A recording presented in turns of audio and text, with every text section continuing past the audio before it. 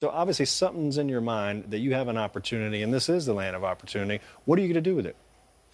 Well, look, it's cute, that tagline, the land of opportunity. That's the truth. It's nice. But I don't believe in that. Okay. I just want to make that clear because I feel like this is a thing. We need to make sure that we get off on the right foot. Not necessarily we get along because we're all very different people, you know. But we need to know where we stand. And right away, I don't like the fact that you guys didn't draft me to SmackDown in the first place. I don't like that Raw drafted me that late. I'm still very bitter about that, even though it was months ago. But now I'm here. Now all of a sudden I'm good enough to be on your precious show. But you bring Sami Zayn along, that pisses me off right off the bat. In the land of opportunity, that's crap. It's crap. You guys give the chances to the people you like. I'm the United States champion. And whether you like it or not, that makes me better than every single person on SmackDown Live. So the land of opportunity, I don't need your opportunities. I will make my own opportunities and turn this place into, let's see if I can come up with something cute. Land of opportunity. KO country. That sounds all right. Gentlemen, the Superstar Shakeup here on SmackDown Live, but you just defended successfully your SmackDown Tag Team Championships against the American Alpha. Talk to us about that match. Superstar them. There's something going on around Must here. be a conspiracy against the Usos. There's something going on. I mean, how does the SmackDown Tag Team Championships not defended at WrestleMania? I mean, how's the SmackDown Tag Team Championships not at the Superstar Shakeup? I don't know. Somebody's against the Usos, and we're gonna figure it out. It's all good though, cause we ain't never needed nobody. We got each other from day one. If you down with your day one-ish, throw your ones up in the air. Yeah. And if you ain't down with the Usos, shh. It ain't paranoia. It's the Usos. Man, let's go celebrate. Right. Man, let's go, man.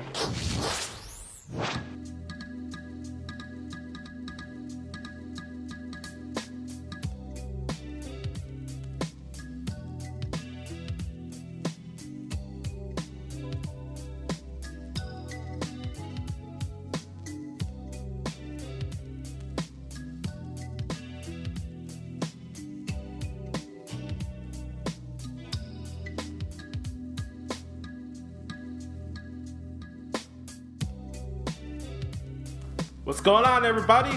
Welcome to episode 51 of the Josh Lopez Wrestling Podcast here on this Wednesday, April 12th, 2017.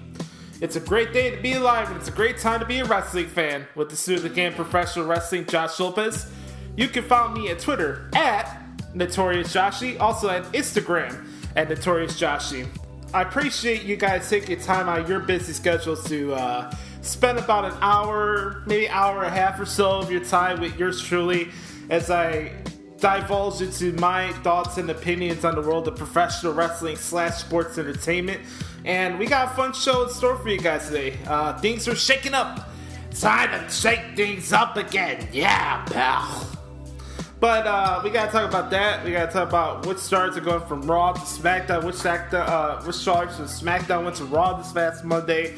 All the great possibilities that can be leading up for the WWE product going into the summertime after this WrestleMania season's come to a conclusion.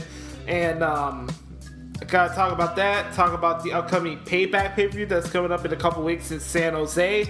Also, I got a little rant in store for you guys today, but it's going to be a very different rant than the usual ones I go on. You guys know usually when I'm ranting on here, it's usually because we got Nimrods running their mouth and taking the business for granted. But this rant's a little bit more personal to me because I don't talk about this a lot because it's something that bothers me, and I get kind of I get down a little bit about it because I had to deal with it for the majority of my life. But I'm a person that doesn't condone bullying. As somebody who's been a victim of bullying for the majority of my childhood and my teenage years, I can't stand for that shit.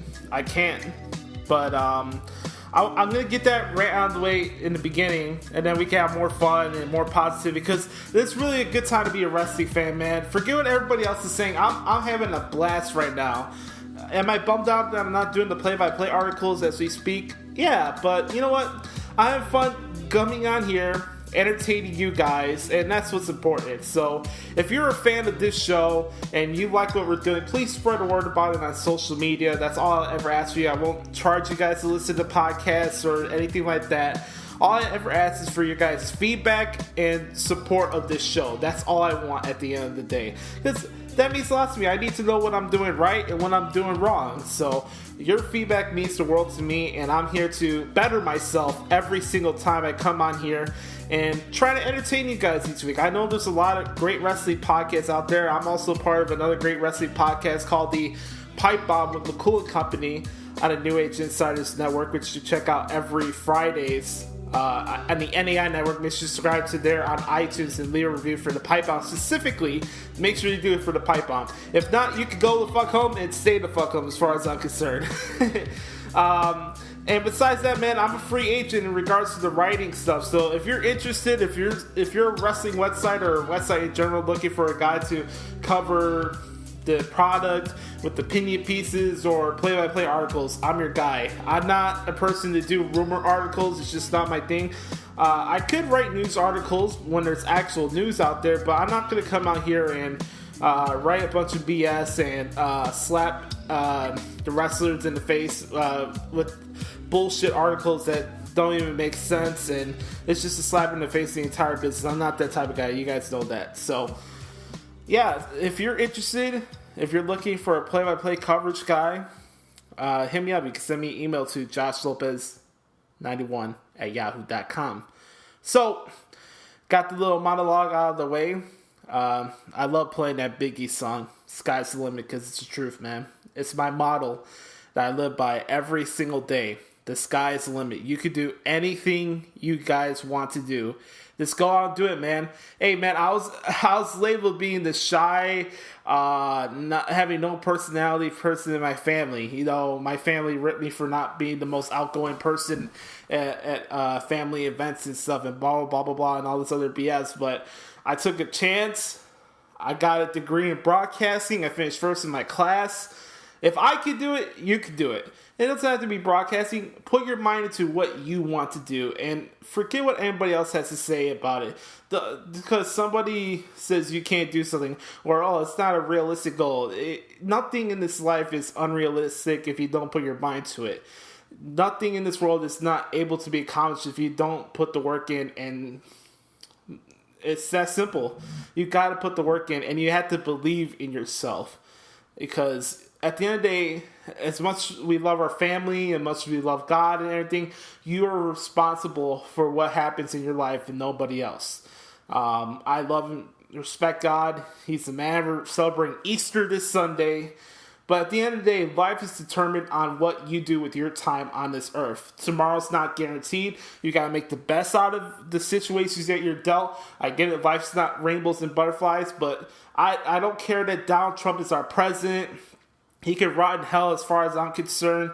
I don't care about other issues surrounding the world. I know Chicago's not the only city that deals with gun violence and et cetera, but at the end of the day, we had to look out for ourselves and had to make the best out of the time we have on this country, in this life, in this world, for the positives, not for the negatives. And I wanted to get that out of the way first, because there's just two jackasses I need to bring up here on this podcast before I start having fun. We get to talk about all the fun wrestling stuff that's going on in the programming and stuff.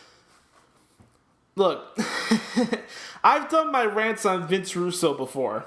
I think you guys heard it before. This one's a little bit more different because it's more personal for me. Maybe I'm not alone in this situation, but I have family members who are part of the LGBT community. My sister is a lesbian. I have other family members who are gay, who like the same sex. I have friends who have come out over the years as gay. I've had teachers that came out as gay that I knew through my elementary and high school years. You know, it is what it is. I never had an issue with the LGBT community. I never have. I never will.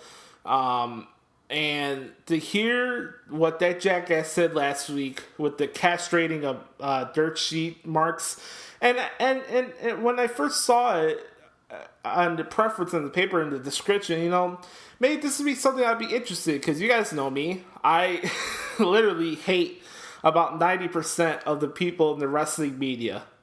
It's a shoot. I could give two flying fake news about those people. Those are scumbags. They're con artists. They're another word with a C, which I will not use in this prior moment. But what I won't stand for is slandering people, whether it's for curiosity or for entertainment purposes, whatever the hell he was trying to get out of by doing this. I will not stand for people accusing or trying to label people as homosexuals or people that have homosexual tendencies. So, we all know Russo's deal. Yeah, let's lash at every fan that's a hardcore wrestling fan. He's so perplexed as to why people would be invested into wrestling as people are. Why people have deep passions for certain characters that they are invested into. Why would a grown man have a deep-rooted interest in a product that's surrounded by fake wrestlers, as he likes to point out every time he does a podcast, and this stuff is not real, and it's fake, and this and that, and all this other BS. And his little sidekick, Jeff Lane, who just says, yes, Vince, yes, Vince, yes, Vince, yes, Vince, never disagrees with him on anything.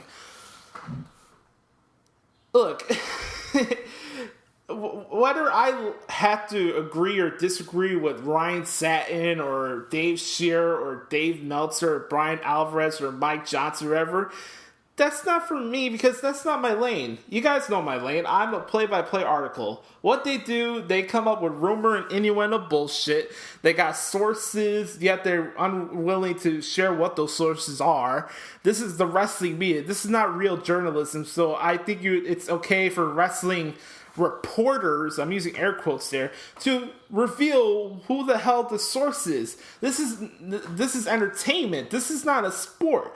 So I don't want to hear about sources in professional wrestling. Be upfront with your shit, say who it was, and then we'll go from there.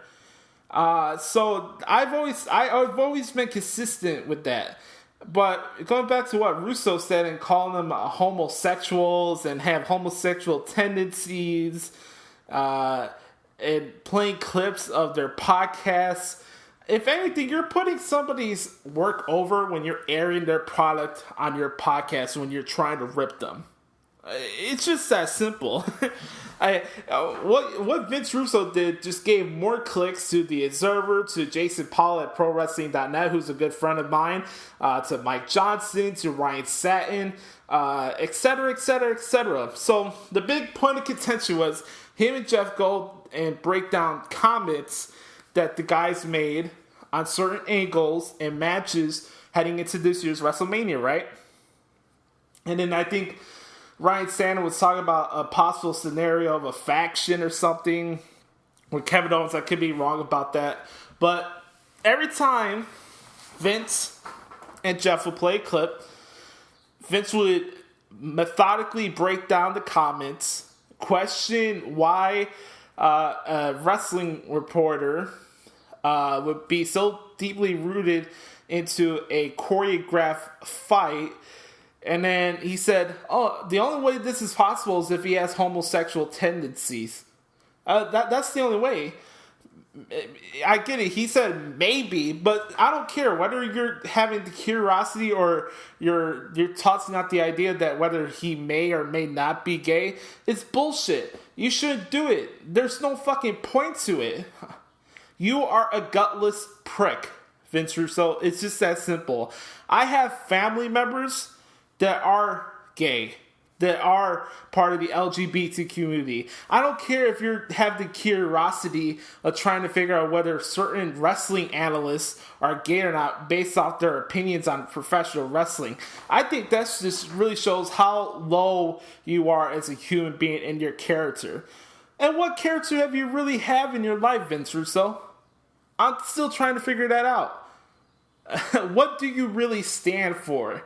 All we know is that you taunt that you're from New York, so that automatically gives you this tough guy status. You gloat about, oh, I was part of the Attitude Era. I was part of this and that. Without Jim Ross assembling the talent roster they had at the Attitude Era, you wouldn't be worth jack shit in life in regards to the professional wrestling business. And then you whine 25 years later, oh, I didn't want to do it. It was a waste of my time. The wrestling business killed me. Oh. You know why people don't care about you? Listen to the shit that comes out of your mouth. Think about the actions you've made over the years, and you're trying to play the victim in this scenario. And while you're trying to be a victim and, oh, everybody's out to get Vince Russo, what do? You bring up the fact that the men have to be the man of the house, and women's roles in society is not up to the same level where men's are supposed to be. And then we come to this scenario now where you and your little side pet project, Jeff Lane, are breaking down comments from other wrestling podcasts and other wrestling analysts over their opinions on a subjective product, and you're insinuating that there's a possibility of whether or not these guys are homosexual or have homosexual tendencies. Like, is that where we are today in podcasting? Is that how low we have to stoop to get hits and get revenge because, oh, Vince Russo feels bad because the wrestling dirt sheets ruined his career for the past 20 years. And, oh, big bad Vinny Russo's going to come back and strike back with an iron fist. Vince Russo is more insecure than a 9-year-old girl. I have the balls to say that, and I would say that to his face if I was allowed to be on his show. Now, what's this big talking point in regards to people calling him out? The only thing he says is, what is your credentials? What makes you an expert? How many times have I come on here on this podcast to tell you that I am not an expert? How many times have I said that? For the loyal supporters of this show that listen to this podcast every single week or to the Pipe Bomb, how many times have I reiterated on this podcast that I am not an expert or an analyst? I'm waiting. Tim, my good friend Tim Kaminsky, he can attest to that I am not an expert. I'm me. And my credentials, Vince Russo, is that I'm a licensed trade professional broadcaster. I can't say what the credentials are for Dave Shearer or Dave Meltzer or this or that. I don't know their background. I know Ryan Satin is a trained journalist. He went to school for this. He's actually a second-generation producer, entertainment producer. His father was part of the Hollywood business. I know that. He has credentials in regards to covering products in entertainment. I'm a licensed trained broadcaster and a journalist. I went to school for it. I'm trained. I know what I'm doing. I've worked with professionals who do this for a living. I don't gloat about it, but you want to know what my credentials are. So his only thing is, unless you worked in the wrestling business, you don't have any right to say you're expert. Well, that's true. That's why I don't come on here and whine and moan and bitch about booking decisions and how this is stale booking, this is lazy, half-ass booking and all this other stuff, because I never did it. You don't hear me come on here and berate writers who do this for a living every single week like you hear on every other wrestling podcast. You know why? I never done it. And it's not for me to say. I'm a person that I back up my opinions based off what I do with the experiences that I'm given, the opportunities I'm given, and the platforms I'm allowed to use. Because I make no bones about it. I want to be part of the wrestling business. I do. I respect it. It's been my passion my entire life. It's been my escape. And I make no bones about it. I want to be part of the professional wrestling business, but I never wanted to be a wrestler. So I'm not going to come on here and tell you that this guy is a green worker or this guy is green and use all these insider terms because I'm not that guy. Who am I to say that Nia Jax is green? Who am I to say that the authors of Pain are green? Who am I to say that Roman Reigns is a shitty worker? Who am I to say that, oh my God, Sami Zayn can't cut it as a big-time draw? How can I say that? I have nothing to base that off of. I really don't. It's that simple. But going back to this jackass, his credentials, I'll give it to him. He's worked in the business. And I'll never take that away from him. He worked. He was part of WCW. He worked for TNA. He worked for WWF. He was a writer. Now, I've always said that on this podcast, his work is based off of a year and a half of programming, based off of constants for the Jerry Springer Show, to Howard Stern, to Beavis and Butthead, to Celebrity Deathmatch. That's his point of his creative. And it worked for a year and a half. And then what positives did he bring to the wrestling business after he left the WWF? Nothing.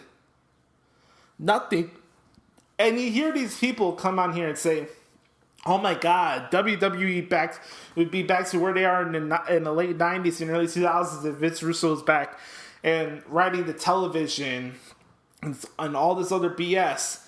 And then you hear his podcast every week, and he's slandering Kevin Owens, and he's slandering Sami Zayn, that, oh my God, these guys are the worst thing that happened to wrestling. Kevin Owens and Sami Zayn and Finn Balor ruined wrestling. And then when the wrestling analysts go at him and saying that it's time for him to move on and time to evolve, what does he do? He picks up audio clips from their podcast and then tries to insinuate that there's a possibility that those guys are homosexuals or have homosexual tendencies. I don't get it, man. I can't stand that. I think that's very ignorant from Vince Russo. But that's nothing new, because Vince Russo has always been ignorant. He's always been an arrogant prick. So, that's my thought on the first part of this rant. Second part of this rant stings to me a little bit more, because this is more personal to me. I've been bullied, like I mentioned before. I've been bullied before. I make no bones about it. It is what it is. I've dealt with it. I've dealt with bullying for a large portion of my life. I'm a very misunderstood individual. That's why a lot of times in public I could come off as reserved or quiet, or maybe I'm not engaging enough. But there's a long time where I felt that a lot of people were out to get me for whatever reason. For the way I looked, or the way I talk, or the things I'm interested, or the fact that the first 2 years of my life I had tubes shoved down my throat. No, not down my throat, but down my ears, and I couldn't hear for anything. I was actually deaf for the first few years of my life, and had to go to special ed classes in elementary school. This one really hurts me, man. It really does. And everybody says, oh, you never ripped the WWE enough. You're not negative enough. I don't have to have my podcast credibility is not based off whether or not I'm positive or too negative on the WWE. If that's the basis of whether or not a podcast is good or not, I don't know what to say, because I feel my credibility, if you will, at the broadcasting end or the podcasting end, is whether or not I'm being honest with you, transparent, and I'm keeping to my convictions and keeping my integrity on this show. That's the credibility I'm looking for, not whether or not I'm too positive or too negative on the WWE. I've always said it on this show. If there's something I don't like, I block this shit out of my head, because I don't care. I have no time for stuff that I have no control over. How many times have Jim Ross said on his podcast, tomorrow's not guaranteed. So I'm not going to spend a large amount of my day where I could be focusing on something more important and trying to better myself as a professional as broadcasting, than whining and moaning about subjective booking decisions. You know what I mean? Like, if there's something I don't like, I don't talk about it. At least when it comes from a product end. But here's something that I will talk about. This whole stuff with JBL and Mauro now really, really pisses me off. We had a question about this on the Universal Chatter Show with Brother Carter, which you check out on the Rumors of Wrestle every Mondays and Tuesdays. Shout out to the Obsolete Meal, by the way. But going back to this, I can't stand bullying. And we've had so many other people from the past in the wrestling world come out and say that John Layfield talks smack about the talent, that the bullying culture is encouraged and all this other shit. And I don't get it, man. I don't get how this guy still has a job. I don't get it. What can somebody tell me from a product standpoint, what positives does JBL bring to the on-air product to the WWE? Please don't tell me his overrated 9-month run as SmackDown champion. I get it. There's some people that like the gimmick and blah, blah, blah, blah, blah. But without Ron Simmons, do anybody really care about JBL or John Layfield? Without Ron Simmons, does anybody give a flying fuck about John Layfield? Anybody? I don't know how this guy is Teflon. You're in the business. You're supposed to be a legend. You're supposed to try to better the people that are working with you and are new to the company, like Mauro Ranallo, who's 10 times a better broadcaster than you will ever be in your entire life, JBL. So you work together on SmackDown, and you're berating the guy. And whether he knew or not he had mental health issues, that's not for me to say. I'm not going to judge him for that. What I am going to judge him for is antagonizing the guy for what he is and what he likes. Who cares that he gloats about winning the Wrestling Observer Announcer of the Year award? I don't care about Dave Meltzer. I'm not going to attack Mauro Ranallo because he's happy about that accomplishment. And then he rips Mauro for the fact that he retweets all the positive support he gets from the fans and stuff and that. There's nothing wrong with positive reinforcement. I don't know why that's such a bad concept in today's society that we can't allow ourselves to be put over by other people or other people appreciate our work without coming off as an elitist or all this other fucking fancy trendy words. JBL is not only a bully, JBL is just a complete and utter jackass. And I said it was a long time ago on the Pro Wrestling Experience that it was time for JBL to get fired and go away. Because it's not the first time we've heard about this. And now we got major media outlets covering the situation. Vince, Kevin Dunn, whoever's responsible for the key announcers in the company, get rid of the guy. He does nothing to help the product. Nothing. Literally nothing. He brings nothing to the table. Since he's on bringing it to the table, I guess. What does he bring? A loudmouth personality. Okay, big effing deal. He's from Texas. I'm supposed to be scared now. Like, it's funny, you get these big personalities in the wrestling business that are from Texas and New York. And, you better watch out because they'll come back fire at you and all this other stuff. And, I'm on pins and needles. I'm on pins and needles because, I can't say anything bad about the big bad bully from Texas. Or, I can't say anything for the big tough guy from New York who's more insecure than a 9-year-old girl. Like, I don't get it. I really don't get it. So, JBL and Vince Russo, you really need to take some time and look in the fucking mirror and realize you two are acting like spineless pricks. Grow the fuck up already. Grow the fuck up. It's just that simple. JBL should be fired. He should have been fired a long time ago. And I don't get it why Podcast One continue to have this jackass Vince Russo on their platform. I don't get it. I really don't. But hey, that's my opinion. I've always said it. I'm gonna back up my statements off of my opinions. This is not opinion of other people. This is my opinion. I'm not associated by any websites or networks. This is strictly my own opinion. You disagree with me? Fine. If you agree, cool.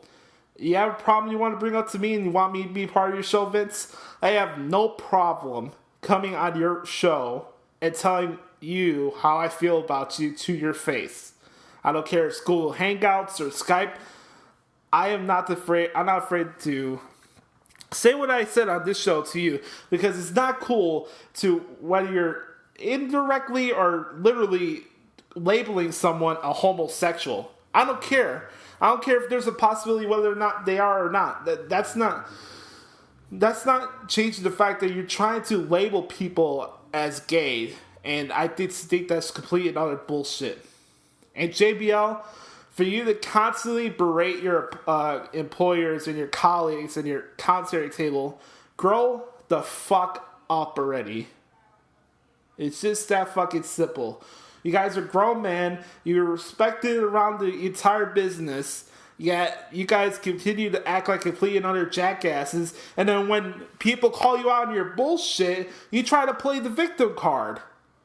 It's BS. It's always been BS with you two guys. You guys are spineless pricks. Sorry for the foul language, but that's how I feel.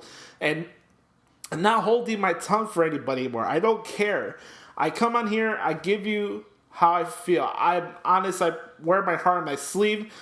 I'm transparent. It is what it is, guys. I don't care if you're offended by the stuff I said on this podcast, because you know what? The truth hurts. The truth hurts. Vince Russo and JBL, grow the fuck up already. And that's the end of my rant. So we're going to take a break here, and we're going to play a clip from last night's SmackDown Live. A new wave of superstars are coming to the blue brand. And I got to say, man, it's going to be very interesting. Not only do we have the man who runs the camp, but we got the new face of America. Kevin Owens has officially joined SmackDown Live.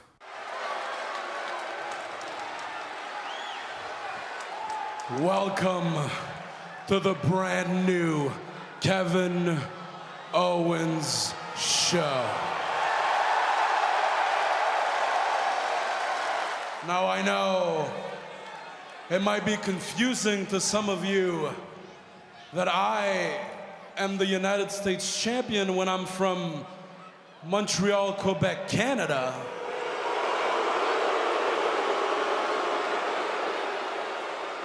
But the truth is, you shouldn't be booing. You should all be thankful that this title is in good hands, because it is a known fact that Canada is much better than the United States. If anyone has a problem with what I'm saying, get in the ring and we'll see what happens. Because the fact is, I can beat the hell out of anyone in this arena, and I can beat the hell out of anybody in that locker room. And now that I'm on SmackDown Live, that's exactly what I'm going to do, because I am not here for any of you. I'm not here for anyone back there, and I'm not here for anybody watching at home. No. I am here for me, and I am here to be the new face of America.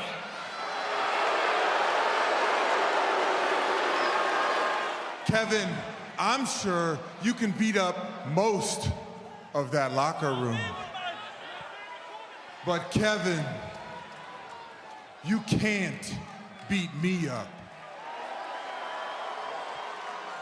And technically, I'm owed a championship match. And seeing as how you're the only one out here with one on,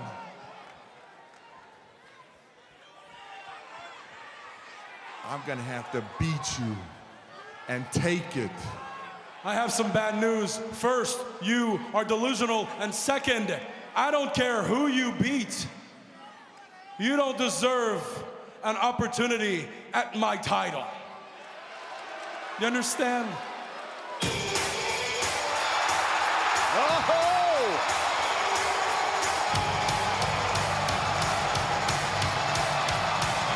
It gets better and better.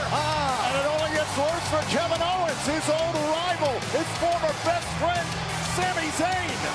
This is very, very real. And the reason I'm here is to announce that Sami Zayn is finally on SmackDown Live. Well, Sammy, nobody cares that you're here.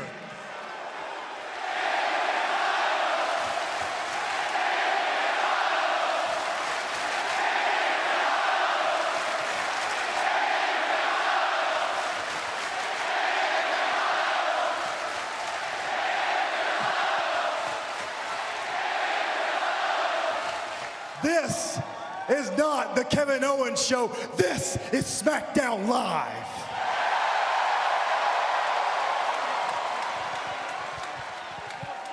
And it's not about the underdog from the underground. No offense, Sami Zayn. It's definitely not about the lone wolf. This is about me.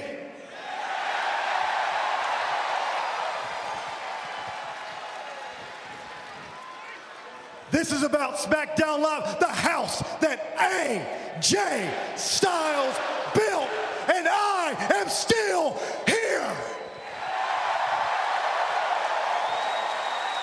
What I found really funny about this past Monday's Raw was the fact that so many people were getting really just weird. Like they were acting like the world's coming to end during this Superstar Shakeup.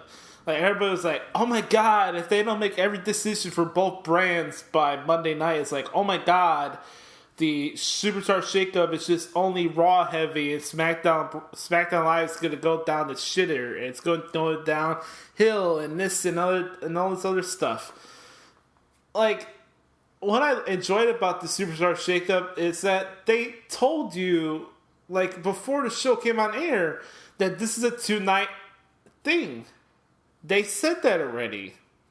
They had it all over their social media platforms. There was a banner on the Twitter page for WWE's Twitter account that says, "Massive 2-night event Superstar Shakeup." Alright, this is what we're going to do here. So, I'm going to run down the list of every talent that's gone from SmackDown to Raw, and then Raw to SmackDown. And then after that, I'll talk about both the shows as how I felt as they went, and then I'm gonna play a clip from this past Monday's Raw, and then we're gonna go into my feelings and the predictions I have for the upcoming WWE Payback match card. Okay, so let's do this one step at a time, ladies and gentlemen. Here we go. So additionally, this is the following superstars that switched from SmackDown Live to Raw. Don't forget, David Otunga will be joining the Raw commentary team. He's replacing Byron Saxton. Byron Saxton is going to SmackDown Live, obviously. So, we got The Miz and Maurice, Intercontinental Champion Dean Ambrose, Bray Wyatt, Alexa Bliss, the lovely and great waterfall Mickie James, Apollo Crews, Kalisto, former tag team champions Heath Slater and Rhino, and Kurt Hawkins. Now for the Raw brand, we got Kevin Owens. Now there's an important note here. Whoever wins the Kevin Owens and Chris Jericho United States title match at WWE Payback will officially be on SmackDown Live. We got Charlotte Flair, The New Day, Rusev, Lana, Sami Zayn, The Shining Stars, Sin Cara, Jinder Mahal, and Tamina Snuka, who just came back last night. So, what does that mean? Ladies and gentlemen, we're in for a fun ride. To think of the possibilities of how good this roster is, especially now we have the shakeup, now it's gone and we know who's going to be wearing this and that. Think about this. On Raw, you could have programs with Seth Rollins and Bray Wyatt, Samoa Joe and Dean Ambrose, Roman against The Miz, Miz against Balor, Miz against so many other great stars. Think about this. Braun Strowman versus Bray Wyatt could finally happen. Think about that. Now it's SmackDown. John Cena is the part-time guy, but think about this. You could go into John Cena and Shinsuke Nakamura for next year's WrestleMania. You can have Randy Orton versus Kevin Owens finally. We can actually have a program with KO and Randy Orton. We had this great triple threat number one contenders match last night, so it looks like the winner of that match is taking on the winner of the KO Jericho Payback match at Backlash. So I'm super excited. I really am, because SmackDown Live's first exclusive pay-per-view after WrestleMania's Backlash, and it's here in Chicago. And to think of the possibility of getting Kevin Owens versus AJ Styles, Charlotte and Naomi, Shinsuke Nakamura versus Dolph Ziggler, Randy against whoever his opponent is going to be. Looks like Sami Zayn and Baron Corbin will get into a program. That'll be fun. There's so many different programs I could talk about right now. The possibilities of how good this is for the roster. I'm really excited for it. I really, really am. Raw, the segment between Roman Reigns and Braun Strowman was really good. I enjoyed it. Just what he thought. I was really interested to see what Roman was going to talk about with the whole "this is my yard" thing. And then, boom, out of nowhere, Braun Strowman just absolutely beats the living snikes out of the poor guy, man. He got destroyed. Now, here we go. This is a little rant here I gotta do here. Guys, are you really gonna bitch over the fact that these clips were pre-recorded?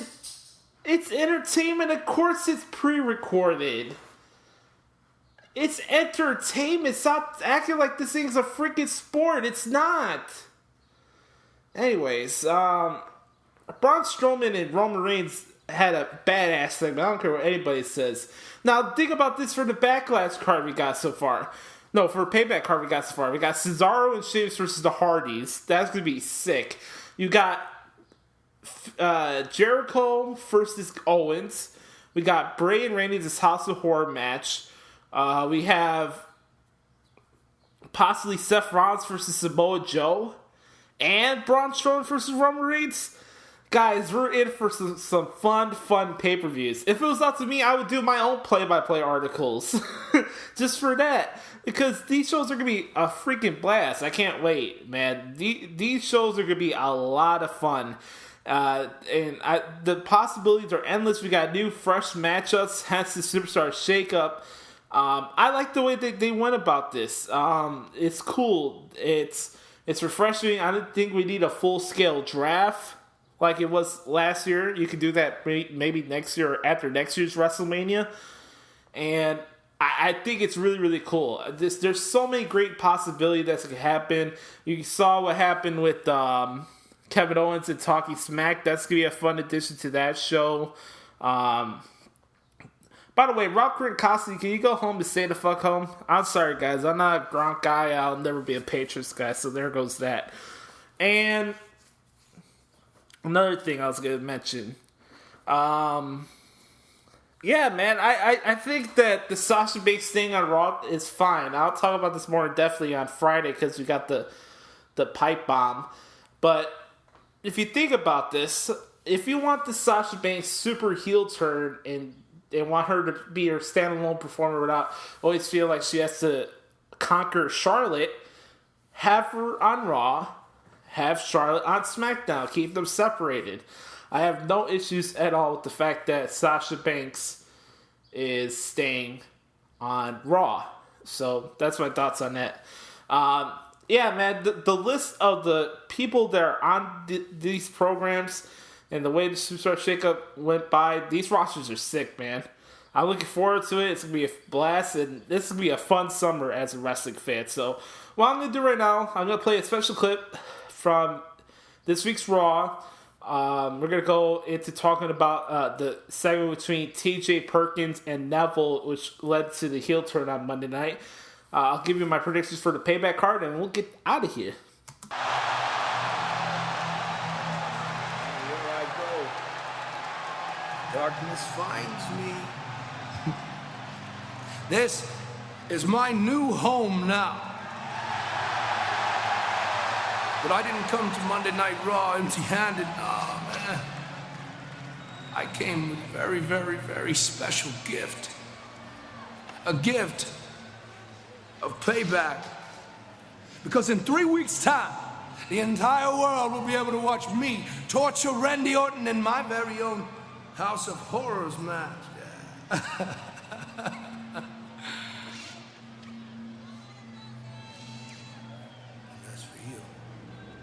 Finn Balor,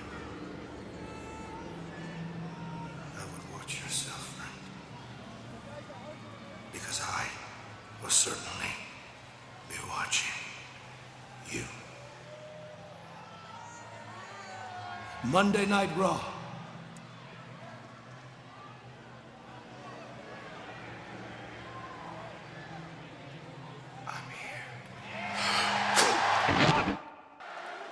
Last week on 205 Live, Austin Aries won a fatal four-way match to earn the #1 contendership for your Cruiserweight Championship.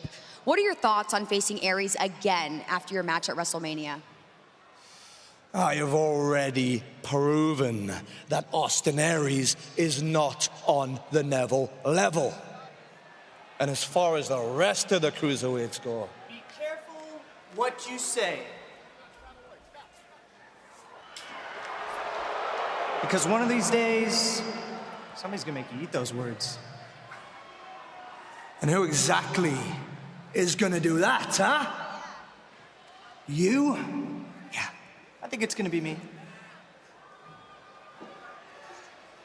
You know, maybe you're right. Do I think you could take my championship? Nah. But what I do know is that you, TJ, you'll never get a chance ever again. All right, spill it. What are you talking about? All right, I'm gonna be honest with you, TJ. What you need to do is take a long, hard look at yourself. Look at what you've become. You were our first champion, our inaugural champion. And now, your career is a joke. Ever since the inception of 205 Live, TJ, you've been overlooked. Opportunities that should have been afforded to you have been given to the likes of Austin Aries. TJ, it seems the only person around here who has an iota of respect for you is me. Did you actually say that TJ Perkins' opportunities have been given to me? I mean, TJ, listen, I may have my sunglasses on inside at night, but even I can see this guy's lying through his teeth. Listen, TJ, you believe what you want, but remember, as far as championship opportunities go around here, there's only one man who can provide those. I mean, come on, man. You're not buying this, right? All of a sudden, he's gonna butter you up, become your friend. Why? Because he had a change of heart? I mean, come on. You're not believing this, are you, TJ?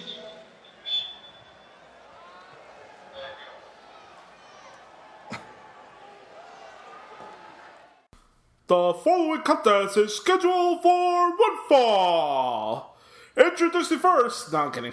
What's going on, everybody? That's my Howard Finkel impression.